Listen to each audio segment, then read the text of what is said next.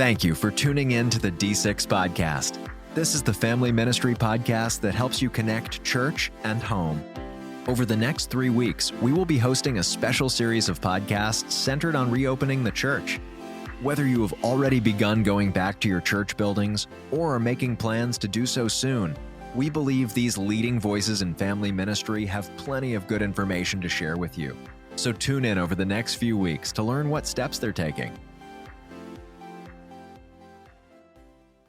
Welcome to episode 3 of Reopening the Church. The first 2 absolutely gave us a ton to think about. Each of these episodes took on a different flavor and perspective based upon the personality of the panelists. On episode 1, we had Sam Luce, Dr. Richard Ross, and Jay Strother.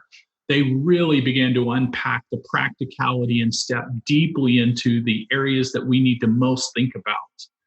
Then in episode 2, we had Dr. Eddie Moody, Dr. Ed Stetzer, and Lydia Randall. Oh, wow. I mean, I just didn't think it could get better. And then today, we have assembled for you Ken Braddy, Marianne Howard, and Brian Haynes. And if you missed the first 2, you need to go back and pick those up from our website at d6family.com. Look for our COVID-19 resource page. It's easy to find. It's right close to the top. And you can also find it on our D6 Family Facebook. Let's get right into our panel. I'd love to introduce them today. First of all, we have Ken Braddy. He is Lifeway's Director of Sunday School and Manager of Church Training and all adult ongoing Bible studies. Ken comes to us with 30 years of experience in the local church ministry, having served on staff as both the education and discipleship pastor. He led his first church to grow from, listen to these numbers, 44 members in Sunday school to over 2,400. That is in just 10 short years. He currently serves on a church staff in addition to his role at Lifeway. He's a blogger, he's an author, he's a golf enthusiast, and after today, you'll understand why he is a key thought leader on this topic. Now we have Marianne Howard. She has been teaching, equipping, and discipling and mentoring for over 20 years, which enables her to reach others with humor, warmth, transparency, and strength. The item I most like about Marianne is how she uses what I would say the same way a surgeon's scalpel would get at the heart of an issue. She has the ability from her counseling, her mentorship, and her insight to do exactly the same thing. She's a wife, mother, friend, teacher, speaker, disciple maker. She values the incredible work of life-on-life discipleship, and weekly she meets with teen girls in her home. Marianne has been married to Chad for 20 years. They have 2 boys. She also serves on the D6 Family Marketing Team and the D6 Plus team. You're going to enjoy her insights. And then last but not least, Brian Haynes. He serves as the lead pastor for Bay Area Church. He's a writer and he's a frequent speaker. Dr. Haynes is a graduate of Baylor University, Southwestern Seminary, and Liberty Theological Seminary, where he earned his D-Min for his work in discipleship and family ministry. He most recently co-authored the book Relentless Parenting, The Crucial Pursuit of Your Teen's Heart, co-authored with his wife, and also another book from Randall House that was recently released. He was a contributing author for is Recalibrate, a new measure for family ministry. You'll also recognize Brian Haynes for his association with Milestones, one thing he's most noted for. Thank you all for being here. And as we get started, I want to jump right into what we call our rapid fire section of this episode. And I'm going to ask the question. I'm just going to get quiet and let each of you just kind of just fill in the blanks here. But here's the first question. What are some of the practical routines that may not be routines any longer in the church? And leaders should prepare for these. So my question might be, what are some of the touch surfaces to consider that others may be overlooking? What are the routines? You kind of know what I'm going for there. What are some of the things we need to be paying attention to that just might be overlooked by the average ministry leader? Ron, I'll jump in real quick. And I know that our church, we're wondering, how do we get people in and out? That seems, pretty easy thing. You just open the door and, you let them in. But in the day that we live with COVID-19, do the doors need to be propped open? Do the greeters need to stand back rather than standing there, passing out bulletins? Do you have one way in, one way out, kind of like our big box stores are doing right now, like Home Depot and Walmart and others? And then do you dismiss by rows? So that you don't get bottlenecks of people trying to jam out of the worship center at one time. So just something simple like that now becomes an issue. Yeah, I think for us too, the reality is we have this big greeting time in the middle of worship services. And so now are we going to stop and hug and high five and all that stuff? We're going to forgo sort of that communal greeting time.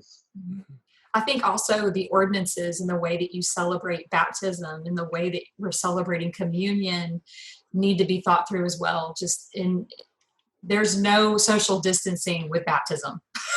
Yeah. So thinking through a strategy as a church on how that can be fulfilled. Yeah, I can see that now. Go dunk yourself. No, you didn't get all the way under. Go dunk again. That's good. What about coffee stations, Ron? Those are popular. A lot of churches have remodeled foyers. They've got special areas set aside for greeting guests or members congregating and having coffee on Sunday mornings. Do you want hundreds of people now, using the coffee machines, pumping coffee, touching cups and things like this, and congregating? And the answer is probably no. Those are going to have to be rethought. All of our touch surfaces, like our iPads for kids check-in and those kinds of things are really a significant issue. So how are we going to clean those between every check-in, or what are we going to do with that? So that's one. I think also thinking about handing out paperwork, we're moving to an app format. And so I think just minimalizing what you're handing out to your congregation. Yeah. Ron, I know a lot of our churches are preparing right now for the return of the people, and there's a lot of cleaning going on, sanitizing. But what do you do on a Sunday morning when you've got to do it in real time? Because you've got congregants there, and you have a new team maybe that runs around, and their job is to wipe door handles and doorknobs and clean bathrooms and things that people are touching. Do they have to run through the back of pews in between services real quick and kind of wipe down the hardwood surfaces or things like that? We're asking those questions right now too. These are good. Keep going. Yeah, that's same for us. Our church has invested in a fog machine that's actually an antibacterial, antiviral sort of solution that it's going to supposedly push out between services and that kind of thing. And so we're looking for all kinds of creative solutions when it comes to cleaning in a quick way. I think also rephasing in is going to be phases, and we're even talking about the opportunity for families to worship together for a season in the building, just to figure out where we are with volunteers. We're going to move some of our volunteers to more of a cleaning type model where we have people that oversee cleaning and sanitizing as you go. And so I think there's going to be also stages of re-entering and keeping families as families and safe. And then as time goes on and we get more strategies in place, then it will resume carefully. Yeah. Isn't it interesting? Let me ask this question of you as well. We're keeping this going. In the past, cleaning always took place out of sight, out of mind, meaning always took place when we're not there. But in this season, are we going to be intentional to have people cleaning in front of people? Because I think that could bring some comfort to people. What's your take on some of you who talked about these cleaning to where it is obvious in front of the people who are part of your congregation, they're seeing the cleaning happening? I think it builds trust. I think it builds trust, and it helps our sheep. It helps the congregation see they are taking this really seriously. The businesses I'm supporting are the businesses that have taken this seriously. Food takeout, going to the bank, going to these different businesses. As a mom and a wife with a 70-year-old woman living with us right now, my mom lives with us. I value those companies and those organizations that are taking this very seriously. Yeah, I want to follow up on something that you just said right there, Marianne, because I went to run an errand for my wife the other day. She had a request that I'd go to this certain local restaurant. I won't mention their name, and she wanted a fruit drink that they mix. Right, they make fruit drinks, and I literally watched an employee touch a silver door that goes to the back of their shop several times with his bare hand, come right out, put something in the trash can where he touched the lid of the trash can, and then went over and made smoothie drinks and handled people's lids and cups. Guess where I'm not going to go back because my trust has been violated. And I think that's right. I think even right now, while we're not together yet, I think it's good as the church is cleaning and sanitizing even now. It's good to let the church members know what's going on because I think it helps build that trust. And then I think Ron's raised a great issue. Do they need to see it when they come back in real time? I think yes. I think it does nothing but build trust and confidence that we're taking it seriously. Any others on this? Well, we're privileged to have an operations department that's focused on a deep cleaning checklist. And one of the things we've talked about is way ahead of time. We're going to send out that information to our people and let them share it with their friends. So they know, like, these are the things you'll see, but these are the things we're doing behind the scenes that you won't see, but you can count on us doing. I think that information is really important. I think. Go ahead. Well, Ken. I was thinking about, Marianne mentioned the ordinances, okay? And so that's definitely, plate passing with Lord's Supper and all that has to be rethought. But I've been wondering now, because I serve as an associate pastor, there are plenty of Sundays, that we might have a family or an individual come down during our invitation. And so, it's not been unusual for us to, pray right there, and we put our hand on their shoulder, lean in real close. What do we do about that kind of thing now? And that part of our services that have been such a tradition, in our churches. Yeah, we've had in our online format, we've had a text to respond kind of technology, and we've talked about moving forward, at least in the earliest days, continuing to use that technology, just giving permission to pull your phone out in that moment. So I think it's a great consideration. Yep. Marianne, what are we going to be concerned about with teens in this coming back? What's that routines that we're going to be? And maybe you can speak to, as a mom of children. I mean, what do we need to be thinking? Because children don't naturally think, 6 feet. I think that's a great question. I think teenagers they were adjusted to social distancing before this time. They know about space. They've been living virtually longer than us in some various ways, if that makes some sense. I think a lot of how we're going to take our cues will be kind of how school sets things up. I think distance is good. I will say volunteers, if your church is going to allow children and teenagers back into the building, I think space is going to be important, how you space the room and where you place your children and where you place your teenagers. But I also want to encourage you that plan needs to be every 10 minutes. There needs to be a really good strategy and a plan to keep their minds engaged in the truth, but also lots of free time leads to engaging, touching, playing, all the things. But if we can be really strategic about a plan in the time that they're together and maybe shorten the time in which you meet, where they're still getting face-to-face interaction, but the times are shorter, but they're very, very strategic and they're spaced out. That's just one strategy I've maybe thought about with my students and with my children. That's good. Ken, you wrote a blog on this topic last week, and I was thinking about assembling this panel, and as soon as I saw your blog, I thought, Ken's got to be a part of this. Your blog just touched the very need of why we're having this video session. Your blog, at the time it was introduced to me, I was blown away by the fact that there were 26,000 people that had viewed it. But within just like 3 or 4 days, it topped 500,000. Give us some insights that you had on there that we haven't heard so far on just this rapid fire set of answers. Give us some others, because you gave us some thought to this. Happy to do it. Churches meet and greet times, Ron, or something I think we've got to think about. I know that in our denomination, Dr. Tom Rayner had been writing on this topic before and kind of discouraging churches from moving forward with it for a number of reasons. But I think COVID-19 may have just put the nail in the coffin on shake hands, hug, meet and greet, and all those kind of things. I think that's one thing that churches will have to deal with coming back. And my church left that about a year and a half or so ago, and we don't do that. But for a lot of churches, that was, one of the last things they did before COVID caused the sequestering. So if they come back to not having that, I think that's going to be kind of a shock to the system, when they've been used to that for, so long in their particular church culture.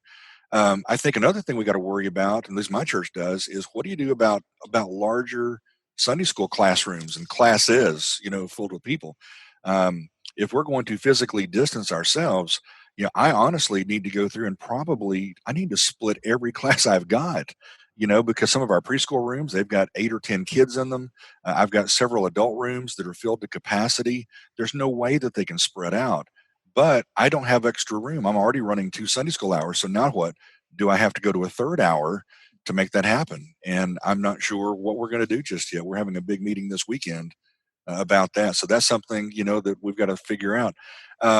Is there going to be a new staff position that may emerge from COVID-19? Somebody that really helps us stay online and do better in online groups, online worship. We don't have anybody.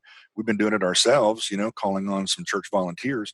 But do we need someone that's really designated, kind of our online pastor, somebody that's their job, to help us in the world of virtual church and virtual worship? What do we do? Do we have any responsibility, Ron, to churches that are in our area that are meeting in schools or movie theaters and they can't go back? Should we think about helping them have a place to land and do worship when we're not using our facilities? That was one of the questions that came up from one of the readers. We talked about decision counseling already, so I'm going to cover that one. But here's another one I'm pondering. What do you do about senior adult members who are not going to come back initially? They are sequestering. They may have pre-existing conditions that make them more vulnerable. So a lot of them are not online. They're not doing Zoom in Bible study groups. They're literally, their experience with the church every week is they watch a Facebook Live service, and that's it. They don't have any face-to-face contact like we're doing here. And so what do you do? How do you minister to the seniors that just can't get online? And I don't have a good answer for that. We're struggling through that, trying to figure out how do we minister to our older members. Are you going to ask people to wear face masks, Ron, when they come back? Or there are some states, I think Oklahoma, the governor there is actually requiring, if you're coming back into larger gatherings like that, he wants people wearing face masks. And so is that going to be a part of it? Yeah. And are you taking the temperature of all your volunteers? I mean, there's so many reentry points into this one. There is. So, I had a funny thought while we were discussing the meet and greet and no more hugging or shaking hands and so forth. I think Gary Chapman's going to have to rewrite the 5 languages and replace the 5th one in there in some way, that the love language of touch. Yeah. Just put the post-COVID edition, right? That's right. That's right. So here's another question for you before we leave this rapid fire session. If we're to communicate ahead of time, and I do think there's some wisdom to letting people know before they arrive back at church, some reminders. What do you think are the 3 most important things to remind your team, your people, your congregants? And this is not the message to your volunteers. This is the message to your average church member who's debating coming back. What are the top 3 things we need to remind them of before they walk onto the campus of your church? I think we're going to tell them don't come back until they're ready to come back. So there's going to be no pressure from us. We're going to keep an online campus so that they can continue to do what they're doing online with group and worship and kids stuff and all that. I think the second message is here's what we're doing to keep you safe while you're here and all the supporting issues that come with that. And the third is what has God just done here that allows us to accomplish our vision even in a greater way than we would have had this not happened. Issues like decentralization and home-based things and those kinds of things. So those will be our 3 major issues. Good deal. Marianne, what do you think? I love all of those answers. And I would just say over communication, over communicate. communicate more than you're communicating as a church leader. They need to hear from you. If we're not going to be able to touch and hold hands and have interaction like we've known it, we've got to utilize what God has given us outside of that to maximize and communicate that they're safe. And I just want to say too, as churches, we don't want to be reactors. We want to be responders. And so just because the governor has said it's time, or, someone in your state has said it's time to reopen, doesn't mean that we need to rush right back in. I think it communicates and builds trust with our people when we choose to communicate, we're working on a plan. We're working on a plan that's safe for you. And so I think over communication helps with that. Good. Ken?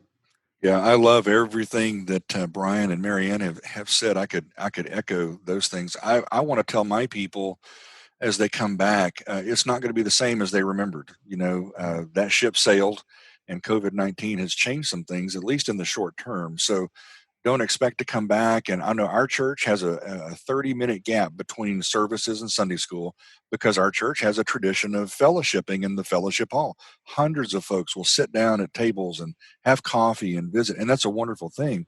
But guess what's not going to happen, post-COVID? We can't create a petri dish in fellowship hall anymore, so that's going to have to go by the wayside. That's not going to be well received. So I think the message of let's be flexible because things are going to have to change is going to be a message that my folks are going to need to see. And then also I want to tell them that there are good things that are happening to our church in COVID-19. Our giving has remained very stable. It's not up, but it's stable.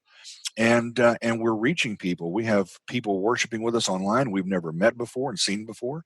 The groups that are online are actually growing. They're inviting their friends. Their friends are coming into these virtual studies. So there's a lot of really good things happening. So it's not all bad news. Very good. Very good. Who ever thought we would use the word petri dish while discussing church? Oh, my word. Okay. Let me get you to our first question for all of you that's a little deeper than these rapid fire, what I call the low-hanging fruit.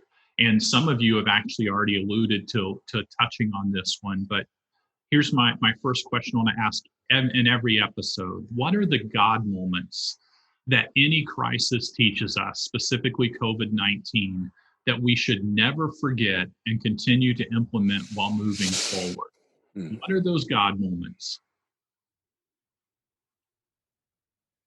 I think one of them. Go ahead, Marianne, please. Okay. I think one of the things, I'm coming from this with this answer from a mom perspective, and that is, it's easy for me as a mom to assume where my kids are spiritually and where my spouse is spiritually. And to be honest with you, I feel like before COVID, families, including mine, were socially, spiritually, and emotionally distant. And God has used this time to distance us from the world, the hustle and the bustle, to draw us near to Him and to each other. So I'm able to lean in and ask questions and listen to responses. And I have way more insight right now than I ever have to know how to better pray and support my children and my spouse. That's good. Brian? Yeah, well, I was going to say the thing that I have heard over and over again, not just from my own life and family, but others in our congregation, is that they have drawn near to God in this moment. And that nearness, it equates to very simple things: reading the Bible together, talking about it, praying together daily. And there used to be a time where you couldn't get people to do a family devotion or a faith talk one time a week, but they're having these rhythmic sort of daily opportunities because they're trying to create schedule and they're trying to have something important, and they draw near to God. A lot of people are drawing near to God. And that's the thing I don't want us to lose post this stay-at-home order, is that we can still have that. We could have always had it. We have it in a way now that we didn't have before. We can have it in even greater ways in the future. So, but that, for me, that's the huge, for my congregation, the big God moment is, wow, we can hear God, Yeah. We're experiencing in our church, Brian, probably like yours, some folks that are starting to get laid off or furloughed. And one of the things that I think God is teaching our congregation, at least he's teaching Tammy and I may be over speaking for my congregation, but we've seen the 401k plummet, and we know that things have changed in the world of work, and with the layoffs that are taking place in our communities. I think God is reminding our family that, if we have our daily bread, then we've got all we need. And that's a good thing. It's a good reminder in the middle of this. And then also, this is not the first pandemic to hit our country. We had a Spanish flu back in the 1917, 1918 that did a lot of damage. And I've got a fellow that I work with at the office that went back, and he looked in the annals of Southern Baptist annual meeting notes to see what were they talking about in the years in which this pandemic was taking place. And although they mentioned that the entire winter quarter of 1917 was just a disaster for the old Sunday school board, they didn't sell hardly anything. Guess what happened? I mean, we're still here, Ron, 100 years later.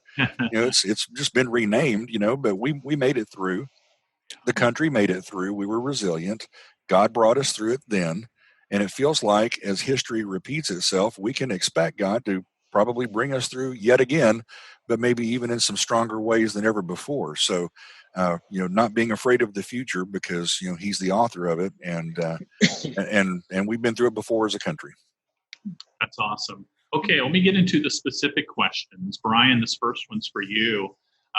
You pastor in Houston, and you've been there for, about 2 decades or longer, and you have helped people through multiple storms, but I remember just, 2 or 3 years ago, Hurricane Harvey, a Category 4, that started the Weather Service rethinking how they categorize storms. It did $125 billion worth of damages in your area alone, making landfall 3 times, devastating your region. I'd love to hear your thoughts about how you compare helping people then and helping people now with COVID-19. Advise pastors on the long-term mindset in ministry through tragedies like what we're in now and like in hurricanes. Sure. Well, there's some similarities and some differences for sure. I think the big difference is during Hurricane Harvey, we were able to mobilize and go to thousands of different people and homes and neighborhoods and rescue and then rebuild and all those things. It was a marathon. I remember in the moment, I kept thinking this will be over in a month or 2 months. And I promised last week I was in a house that we're rebuilding through 4BDRN, which is our disaster relief nonprofit in our community that we support. And it's been 3 years. And so one of the things that was key for me during that time, and I crashed and burned, just to be truthfully honest, it was such an ordeal, not only for our family and our neighborhood, but caring for so many people, raising so much money. We had a distribution center on our site. We rebuilt hundreds and hundreds of homes and, man, hosted people from all over the country. By the end of it, I was burnt out bad. And so that's one thing that I've learned that I'm practicing this COVID-19 is that this is a marathon. And so for pastor and ministry leaders, don't think just because you open the door however long from now that's kind of back to normal. It's not going to be the same. We weren't the same after Harvey. We're not going to be the same after COVID-19. And but the difference is we could go here. It's in COVID-19 is very decentralized. I can't bring people to my campus to offer them support and all of those. And so we've turned to a church on your street model where we've equipped our people to just take care of your street, prayer walk, connect, get people in Facebook groups, pray with them, invite them to your groups and church and share and serve and just do that on your street. So the decentralized thing is a different way of thinking. The similarities, though, all have, in my opinion, at this point, all have to do with mental health. So in Harvey, we were dealing with fear and then the ramification of fear, fear and loss. And the same thing is true in COVID-19. We're dealing with fear and loss, fear of different things, but fear and loss. And so what I learned in Harvey that comes from that is depression, anxiety. We had more suicides in our area than I've ever had to deal with prior to that. You couple the economic factor with this COVID-19 thing, and I'm in Houston, so oil, I mean, the other day when I went to negative, I mean, you could hear people wailing. I mean, it was terrible. And so the big marathon piece of this is going to be mental health and helping families that are, they've been cooped up and they're explosive. There's abuse going on already. There's mental health breakdown things going on already. And it's not just going to go away. People will come out with post-traumatic stress. And so the question for the church then is, how do we engage? How do we disciple families, people, and resource them, support them? Some of that discipleship is proactive, but a lot of it is reactive to exactly what they're feeling, thinking, how they're broken, what all of those. I think you're looking at a 2 to 5 year marathon that associated with this, related to just mental health. And the gospel is a big deal, sharing the gospel, but also caring for their mental health in ways that are tangible, getting them to a doctor, getting them to a counselor, providing counseling if you have that capability, telling them it's okay to take medicine for a particular amount of time so that they don't kill themselves. I mean, these sound crass and not your typical D6 sort of, conversation, but that's the reality that we saw after Harvey, and that I think we are seeing in the midst of COVID-19, and that I think we'll see after the fact. And for kids especially, they either way act out or they bottle up.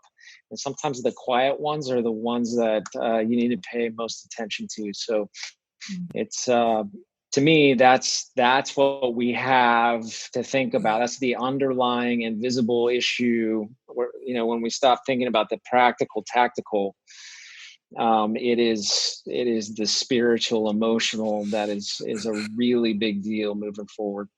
Sounds to me like Hurricane Harvey was a bit of a dress rehearsal for what we're all dealing with right now. Yeah. Ken, you mentioned a moment Sure ago that the 401ks people have seen plummet. It's gone down. People, especially in the beginning of the shelter in place, got very concerned about the future economy. Our economy has certainly taken a huge hit. What should churches be thinking about in regard to budgeting? What should be their priorities of spending as they move forward? Great question. And obviously, every church will have to figure that out for themselves, as they go forward. And, there'll be some similarities, but obviously there'll be some differences depending on their context. But, there are about 4, 5, 6 things I can think of that I would want our church thinking about, maybe rechanneling some dollars into these things, Ron. So, no particular order. I think Brian's already mentioned one of these in what he just said, and he's dead on about the effects of Hurricane Harvey. So let me touch on this one, then I'll come back to that. But our benevolence ministries and counseling ministries, I think, are places that dollars could be channeled.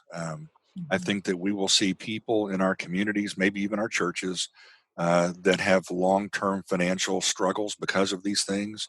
I think that there may be marriages that'll be strained. I think that you'll see a lot of family ministry opportunities. And so I would say I would want my church to be generous as it can and community members when they come knocking and say, we've got an electric bill we can't pay.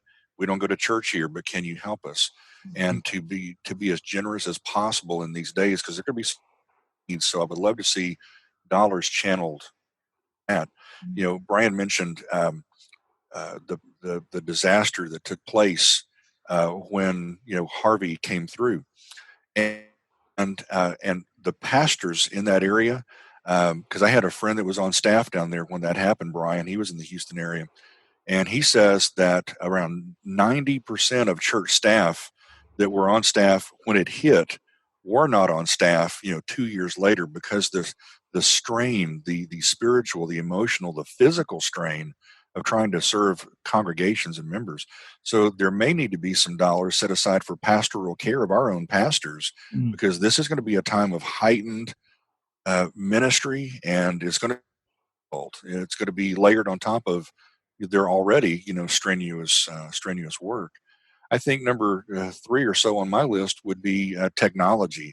Ron, we've scrambled. I think the church did a great job about 4 weeks ago. It pivoted pretty quickly, and everybody went to Facebook Live and to Zoom, and we figured out how to do worship online. And I don't know about y'all's churches. Mine started out a little choppy. It wasn't awesome that first Sunday, but it was okay.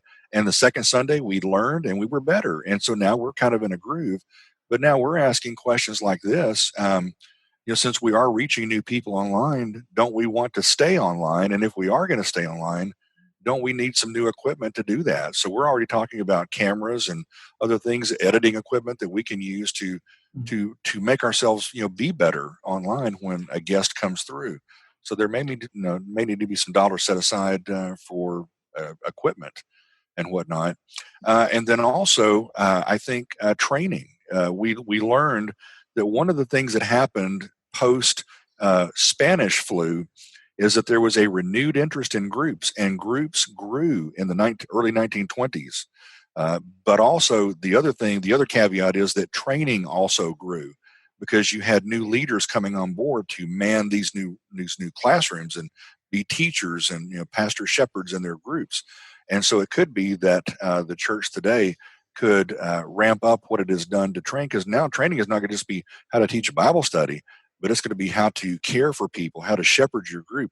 It's going to be, how to keep your group safe and whatnot, in this COVID world that we're living. So there may be some need for new training. And then the last thing on my list, Ron, is probably very close and near and dear to y'all's heart, is D6 organization.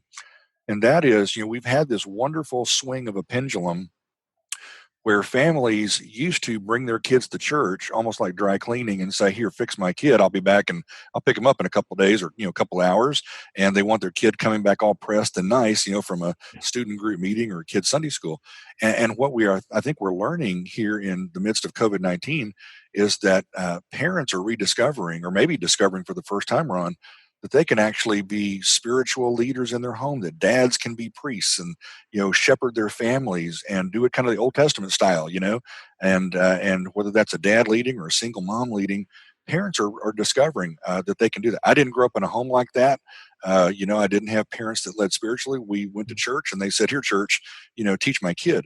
But I think we're seeing a new, and Marianne may want to address this too, but I think we're seeing parents gain some confidence that they can do this, that they can shepherd their children and spiritually lead their kids. So maybe we need to pour some dollars into helping train and resource our parents. Hey, keep this going. Don't just bring them back to the church, but walk alongside us better than ever before, and let us help you be the best that you can possibly be as you spiritually lead your kids. Awesome. Marianne, you can either follow up with that, but I'm going to toss a question your way, and you can segue from Ken's hitting that tennis ball to your side of the court. But here's the question I have for you. Brian mentioned an emphasis on mental health and helping people as they really grapple with all that's coming at them all at once. An unknown future, the economy, can't hang out with friends. So from a mom and from a student ministry perspective, as you deal with a lot of teenage girls in your ministry, how has this social distancing affected them? And you said that they've been living in a virtual world, but now they've got boundaries around them. And sometimes teenagers don't deal well with boundaries. How has this fear affected them? And what questions are they weighing in their own minds? And what are you telling them? How are you advising, coaching, and mentoring them, Marianne? I love this question. They are mourning losses. They're mourning sports, prom, concerts, plays. They missing their friends face to face in person. They grieve ultimately not being able to say goodbye. And they're very uncertain about the future. They're unsure how to process the rapid speed of change right now. And one of the opportunities that I think we have, and you guys both hit on it, is partnering with parents is going to be a huge strategy, and I want to speak to that in just a moment. I think COVID-19 has blown a hole in the worldview of control and freedom. But the gospel holds up to every single question and doubt that they might be having. When they say, I'm not in control, my response is, God is. Colossians 1:17, he goes before all things, and in him all things hold together. I'm uncertain about the future. Jesus has secured your future through the cross. And when they say, I'm scared, fear is a real emotion, but Jesus drives out fear, and fear is not your master. Those are my three responses on all three levels. And they say it differently. They may come at it from a different angle, but those are my responses. And then second to that, about parents, how can parents step up into this moment? First, and this is going to seem like a lot in one statement, but they go together, show compassion, validate, and be present. Relational equity will always win the heart of your teenager, always, on their terms. Invest in them on their terms. Compassion, validate, and be present. And then practically speaking, pray with them. Show them who you go to first, parent. Show them who you go to first. He knows the way and he has the answers, so show them. Point them to the truth. Read God's word together, just like it's already been said today. This is the perfect time to lay a strong, steady foundation of truth for your whole family. Make God's word about your daily comings and goings. Ask them questions. Talk about it. And I will just say, parents, on this point, it's good to have a plan every day. Have a strategy every single day, or we won't do it. So think about what the dinner table is going to look like, what bedtime routines are going to look like, but be very strategic about reading God's word and spending time in God's word. I had my students last week, all of my girls go read God's word to their mothers. It was a powerful thing. Look for where God is at work. My team leader, Lena Wooten, who works for D6, she speaks this into our team all the time. She says, watch for God. We have to help our teenagers see where God is at work. It breathes peace into them. My son was real vulnerable with me this weekend, and he said, Mom, I just don't see God at work right now. Mm-hmm. And that included me in to watch where you're at work, God, so that when he goes to bed tonight, we can point out where you're at work. Parents, help your teenagers see where God is working. He is at work everywhere all day. So point those moments out. Work as a family to dialogue and name out loud where God is at work. And finally, empower them to care for others. This generation is remarkable. They are doing incredible, incredible things. So parents, you can come alongside and help them brainstorm, resource, drive them there, help them execute a plan to care and think for others. That would be my words of partner with parents. Parents, you can step up into this moment, and it can be a really powerful thing that changes the world. I'm praying that a generation of parents would come out of COVID-19 that read their Bible and that pray with their children. That will change the course of history. That's awesome. I wished I could speak in tweetable moments. Like, she had like 38 tweetable phrases in that answer. Did you catch that? From everything, I started writing notes down over here. Like, Ron, it's okay. I've already tweeted them all. This is incredible. I'm making notes, and I'm going to go back and tweet these as well. This is incredible. Okay, here's a question for all of you. As churches quickly began to pivot, Ken mentioned that a moment ago. 4 weeks ago, they pivoted into technology and so forth and so on. Here's my question. I want to go deeper than just the pivot for methodology, because I do think we need to pivot for methodology and communication and ministry.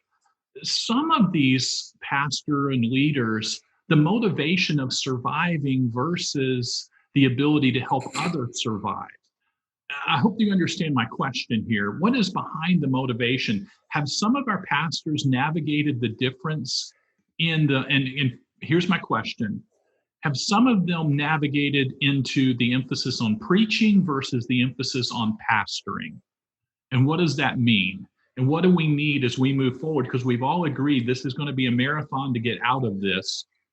Is it important to focus on preaching, or is it important to focus on pastoring? And how have we pivoted, maybe in some unintentional ways that focused on the wrong behavior of a ministry leader?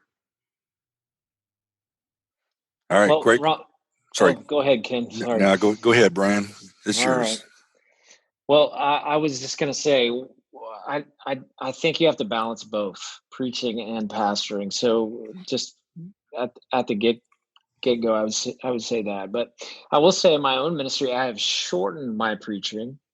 It has not during COVID-19. It has not gotten the same amount of time or polish that it would typically. And I learned in Harvey that's okay. People need me to be with them, whether that's on social media or whether that's in Zoom calls or whatever. There's a really important role that I have to play as a shepherd. And I think we sometime, prior to COVID-19, I think clarity comes with everything. There's a movement of pastors to become entrepreneurial, right? Be them as entrepreneurial as you can be. And while some people have entrepreneurial gifts and all those kinds of things, and I think that's good. I think I'm a little bit entrepreneurial in what we're doing with our vision. The primary call is shepherding. And so when you come to these moments, that's what people need. And the shepherding to me looks like, I do these hikes in Israel, as you know, and one thing I try to do when I'm leading the flock through the desert is I'll try to get higher than they are so they can all see me and they'll know my voice and they'll know my hand signals and we're going this way, right? And so that's what I think about in my mind is like I need to get above them, higher than them, near to God, and I need to be able to give them the hand signals and I'll use my preaching that way during these seasons. So we're doing a series right now called Certain Future. Everything's uncertain, but just what Marianne said a minute ago, there are things that are certain. Resurrection, death, judgment, heaven, hell, gospel. And we're just, so you use your preaching to pastor, if that makes sense. It all works together. But it's shepherding is the primary call. Good deal. I could not agree more. I think one of the things that we are seeing taking place right now is that our group leaders, especially, and I think our pastors are watching this, Ron, since we've been sequestered and since many of them have not been, online teaching through Zoom or whatnot, what have they done? Well, they have called. They have sent text messages, they have expressed concern for their group members. And I don't know about your denomination, but at least I think I can speak fairly confidently for Southern Baptists that we've done a pretty good job in the classroom of teaching. We feel like we've got good resources. We know how to teach the Bible. And unfortunately for us, Sunday school and maybe church in general became about Sunday morning. And our group leaders may have forgotten that there's a whole nother dimension to caring for people outside of Sunday morning. And that's why when Brian mentions, the shepherding function being, discovered and rediscovered, that's what I think I see happening in our denomination. I think our group leaders are realizing, oh, you know what? It's never really been all about the teaching, that there's a whole nother dimension to this, that I don't teach the Bible, I teach people. And people are what is important. And I think that our pastors that have made their ministry about the big room are rediscovering that, it's really about people and it's about caring at a very basic level for the needs of people. And so I hope that that's one of those long-term things that we get from COVID-19 is that we start to kind of, rebalance that teeter-totter and that we come back to the middle and say it's a both and. It's teaching and it's shepherding. They go hand in hand. You really are not effective unless you're doing them both together in tandem. Does that make sense? It does. I think this is such a like-minded panel because I was reminded of the scripture just last week, Proverbs 27:23. Know well the condition of your flock and give attention to your herds. And that word condition speaks of heart and face. And a pastor shepherd, as Pastor Brian was just saying, feeds, leads, and nurtures his sheep. It's relational, it's personal, and it's intentional. Leading well beyond this crisis will hinge upon the shepherd knowing the profile of his sheep. And I think as ministry leaders, we need to be prepared for new faces. I think we're going to have lots of new people coming and asking questions. And I think we're also going to have new heart postures in light of this. That's awesome. That's awesome. Let me toss one to Brian. You mentioned earlier you are loving seeing your people daily in the Word, where before you were saying it was hard to get them once a week to do, a Bible reading, faith time, devotional together, whatever nomenclature we want to put on that. Maybe going beyond that, let me ask you, what really good habits have you also been observing beyond that one, either in your staff or in church members, that you hope sticks beyond COVID-19?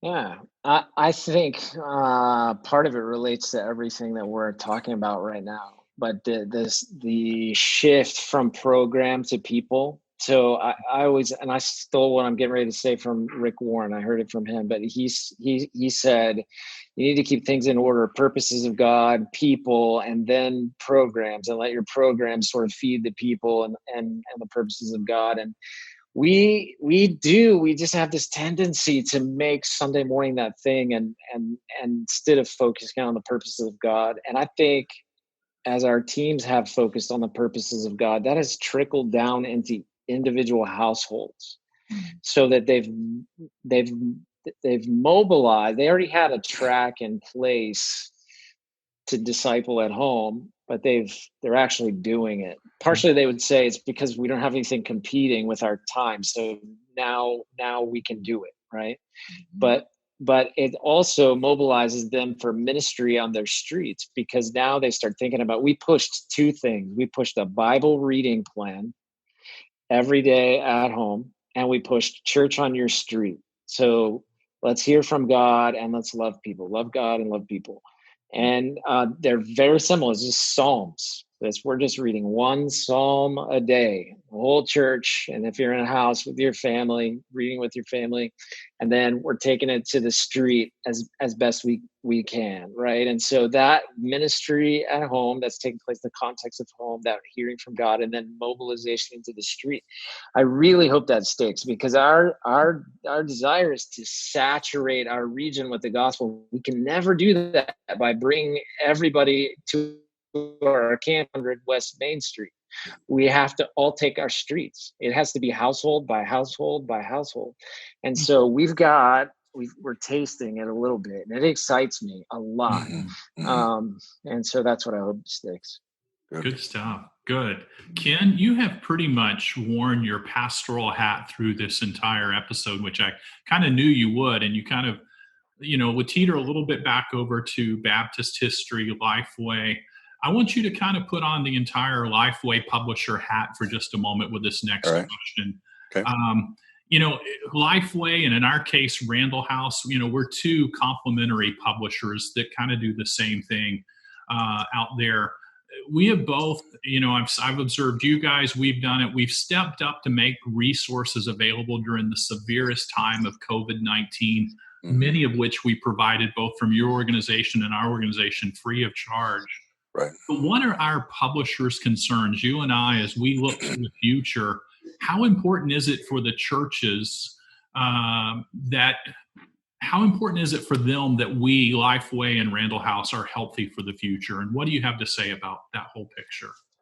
Well, I'm going to say this from a Lifeway perch and a church leader perch and all that. I think that, I hope this does not sound selfish, but I think that it's a good thing for the church if our publishing houses are healthy, because I think that we do some really good work to resource our churches with trustworthy, dependable, scripturally accurate products. We're told in Scripture, to guard your doctrine closely. That's one thing that I think that we bring to the table, is we can help our churches and our leaders do that.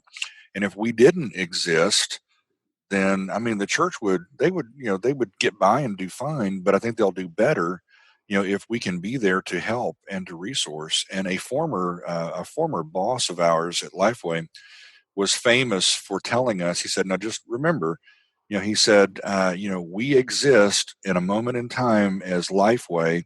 When Jesus comes back, we don't exist, but the church does. The church is people, and people, go on into eternity, right? And so we know that there's going to be a day when our mission is over, but we hope it's not over until Jesus comes back, And so obviously with COVID-19, there are concerns about, can the church, or at what level will the church still engage with us? And if it's at a reduced level, which it probably will be for at least a time, right, then there may be adjustments that we'll need to make in both of our publishing houses and other publishers that we know run, in those houses. And so that's not going to necessarily be a bad thing, but I think it may refocus us on maybe what are some of the most basic core things that our companies can do to help the church in her mission of making disciples. Good. Well, let me toss the last question to Marianne here. We've talked church, we've talked home. I want to let the last question kind of deal with the home for a moment, because that's where we've lived. And I know that there's this cabin fever that has kind of surrounded all of us. We can't wait to get out. And yet at the same time, some of us may be a little concerned about getting out. And who knows, what percentage of the people will run back to the restaurants, run back to church, run back to those areas. So Marianne, my question for you is, regardless of whether or not it's right now in the shelter in place or in the coming 6 months ahead, how can parents of teens step into this moment? What should those conversations sound like as parents talk to their kids right now? Absolutely. And like I said before, and I want to reiterate this because I think this is what opens the conversation up, and that's the compassion, validation, and the presence. You are earning the right to be heard, unfortunately, and fortunately, that's the way it works. And so I think lean in, spend time with them. I think family dynamics and family routines are changing. We've had enough time. It takes 6 weeks to form a habit, and we're there.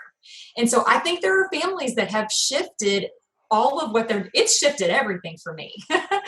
And it's not going to be the same. And I think when you transition them away from grief and get their eyes and their heart on what God is doing on his word, and they're thinking outside of loss, then I think that changes how they look ahead into the future.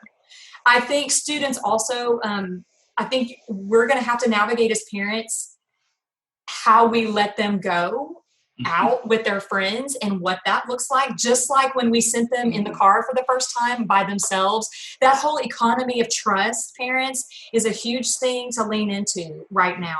This is a new space. And so we need to have trust conversations at home. Freedoms for where they're driving and where they're going. Those are conversations that I think are going to be very pertinent. And I think it's not so much, this is what I'm telling you, from a parent student, but a dialogue as a family, a conversation that you're all talking about what's going to keep you safe, what's going to keep you wise. And I think literally this is so practical, but personal hygiene with a teenager, okay? Like, I have a 13-year-old. This is important. Wash your hands. You need to have hand sanitizer in your car. And no, our hope isn't in those things.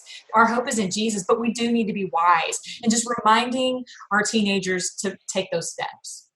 I can hear the purity conversation shifting already. Thank you, Ken, Marianne, and Brian. Wow. Each episode truly built on the previous. These 3 episodes can be found on d6family.com on the COVID-19 resource page and the D6 Family Facebook. Please feel free to share any and all of these episodes with your peers, your other ministry leaders, your volunteers in your church, and let them begin thinking through their specific areas. Our goal has been to provide you, our pastors, our volunteers, and our leaders with some real insights to consider and think through during the reopening of the church. This is a difficult time. We have never reopened a church like this ever in our modern day history.